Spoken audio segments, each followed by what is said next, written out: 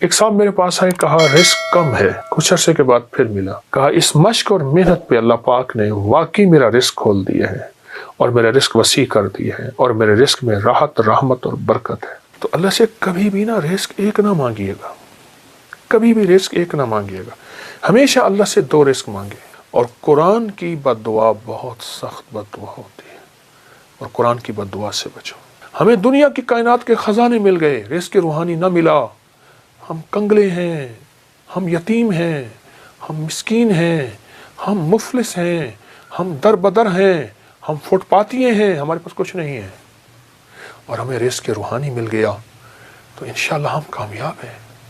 فرمائے جو بندہ اللہ کی رضا کے لیے اپنی آنکھوں کو بھوکا رکھے، یعنی اللہ نے جہاں کہا وہاں دیکھے، کانوں کو بھوکا رکھے، اللہ نے جو سننے کے لیے نہیں دیا نہ سنے، اپنے پیٹ کو بھوکا رکھے یعنی روزہ رکھے، اپنے قدموں کو بھوکا رکھے، اپنے ہاتھوں کو بھوکا رکھے، اپنے جذبوں کو بھوکا رکھے، ہاں جذبوں کو بھوکا رکھے، اندر کی طلب، اندر کے جذبے، اندر کے ولولے، اندر کی سوچ، اندر کی کیفیتیں کیا ہیں، اپنے جذبوں کو بھوکا رکھے، اپنے کانوں آنکھوں کو بھوکا رکھے، اپنے پیٹ کو بھوکا رکھے۔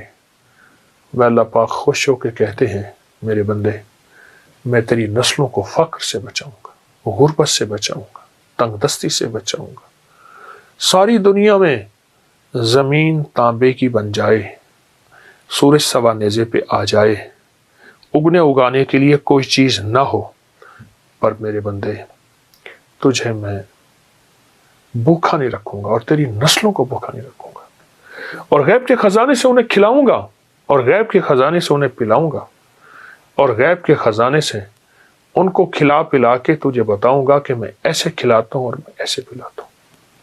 میں آپ کو ایک عجیب واقعہ سناؤں۔ ایک صاحب میرے پاس آئے، کہا رزق کم ہے، میں نے کہا اپنی نظروں کو پاک رکھ، اپنے کانوں کو پاک رکھ، اپنے جذبوں کو پاک رکھ، اپنی تنہائیوں کو پاک رکھ۔ مجھ سے کہنے لگا ہو گیا، کوئی وظیفہ بتائے۔ میں نے کہا یہ بہت بڑا وظیفہ ہے، اور اس میں مشق کرنی پڑتی ہے، اور اس میں محنت کرنی پڑتی ہے، اس میں بہت سارا کچھ جو ہے وہ نچھاور کرنا پڑتا ہے، اور بہت سی چیزیں چھوڑنی پڑتی ہیں اس ایک چیز کو حاصل کرنے کے لیے۔ چلا گیا، کچھ عرصے کے بعد پھر ملا، مجھ سے کہنے لگا بہت مشکل کام بتایا، میں تو اس کو آسان سمجھتا تھا، پر میں نے اس کی مشق کی ہے، اس پہ محنت کی ہے۔ تو میں نے اس پہ ملا کیا؟ کہا اس مشق اور محنت پہ اللہ پاک نے واقعی میرا رزق کھول دیا ہے اور میرا رزق وسیع کر دیا ہے اور میرے رزق میں راحت، رحمت اور برکت ہے۔ یہ کمال چیز ہے اور زبردست چیز ہے۔ اپنے جذبوں کو، اپنی تنہائیوں کو، اپنے وجدان کیفیات کو پاک کریں گے انشاءاللہ، نظروں کو صاف پاک کر کے اللہ سے رزق کی وسعت مانگیں گے اور رزق کی برکت مانگیں گے اور عافیت مانگیں گے، تو انشاءاللہ ہم دنیا میں بھی کامیاب ہوں گے اور آخرت میں بھی کامیاب ہوں گے۔ ہماری دنیا بھی کامیاب ہوگی، ہماری آخرت بھی کامیاب ہوگی، اور ایسی کامیابی ہوگی جس کو کوئی دنیا کی طاقت ناکام نہیں کر سکتی، جس کو اللہ کامیاب کرنا چاہے۔ اللہ سے دو رزق مانگنے ہیں، اے اللہ رزق روحانی بھی عطا فرما، رزق جسمانی بھی عطا فرما، لیکن مجھے دسترخوان مولا وسیع چاہیے، آقا وسیع چاہیے، کریم وسیع چاہیے۔ رزق روحانی کیا ہے؟ رزق جسمانی تو وافر مقدار میں ہمیں مل چکا ہے، رزق روحانی کیا ہے؟ یہ تسبیح، یہ ذکر، یہ اعمال، یہ تلاوت، یہ گناہوں سے بچنا، اس کی نافرمانی سے بچنا، کملی والے پہ درود و سلام، اور حضور کے آل و اصحاب سے محبت، یہ اولیاء کا ادب، یہ سارا رزق روحانی ہے۔ اللہ سے دونوں رزق مانگنے ہیں، رزق جسمانی بھی اور رزق روحانی بھی، اللہ سے دونوں مانگنے ہیں۔ دونوں رزق اللہ کے خزانوں سے لینے ہیں ہم نے، اور اللہ کے خزانوں سے دونوں رزق انشاءاللہ ملیں گے۔ عمر رضی اللہ تعالی عنہ کا ایک فرمان بتاؤں۔ آپ کا فرمان ہے مجھے اس بات کا فکر نہیں کہ دعا قبول ہوتی ہے یا نہیں، مجھے تو اس بات کا فکر ہے میں کتنا وقت دعاؤں میں لگاتا ہوں، کتنا وقت دعاؤں میں لگاتا ہوں۔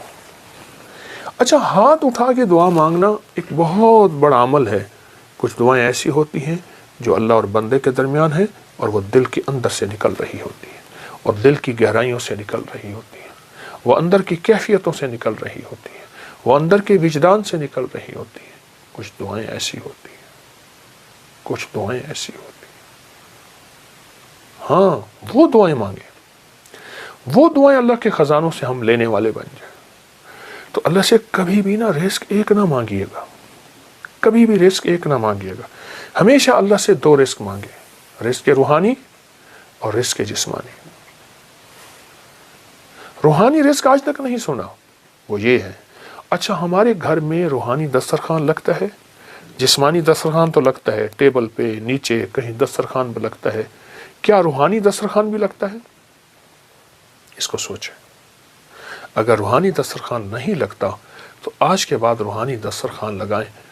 تلاوت روز ایک پارہ پڑھ لیں، نہیں پڑھ سکتے ایک پاؤ پڑھ لیں، نہیں پڑھ سکتے ایک ورق پڑھ لیں، قرآن کی زیارت کریں۔ میں ایک مری میں ایک جگہ جانا ہوا تو وہاں انہوں نے کہا ہمارے گھر میں کسی نے جادو کیا ہوا ہے، ہمارے گھر میں مشکلات ہیں، مسائل ہیں، الجھنیں ہیں، ناکامیاں ہیں، پریشانیاں ہیں، بہت زیادہ پریشانیاں تھیں۔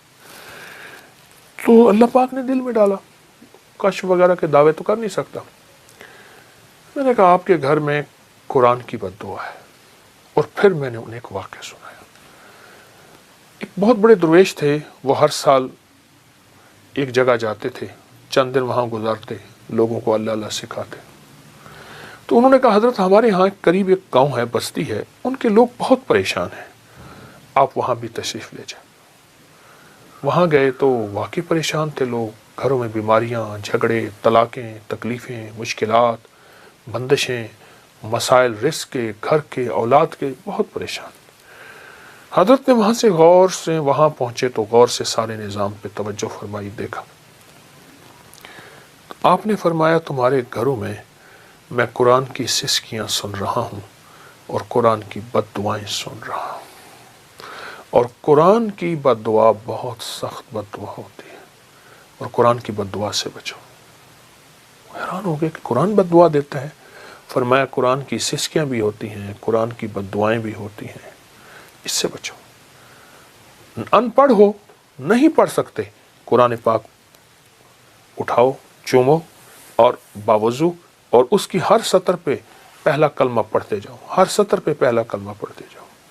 اور اگر پڑھے ہوئے ہو، ایک پارہ پڑھ لو، آدھا پارہ پڑھ لو، ایک پاؤ پڑھ لو، تھوڑا پڑھ لو، زیادہ پڑھ لو۔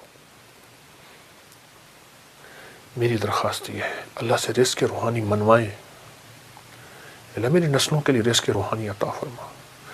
ہمیں دنیا کی کائنات کے خزانے مل گئے، رزق روحانی نہ ملا، ہم کنگلے ہیں، ہم یتیم ہیں، ہم مسکین ہیں، ہم مفلس ہیں، ہم در بدر ہیں، ہم فٹ پاتیے ہیں، ہمارے پاس کچھ نہیں ہے، اور ہمیں رزق روحانی مل گیا تو انشاءاللہ ہم کامیاب ہیں۔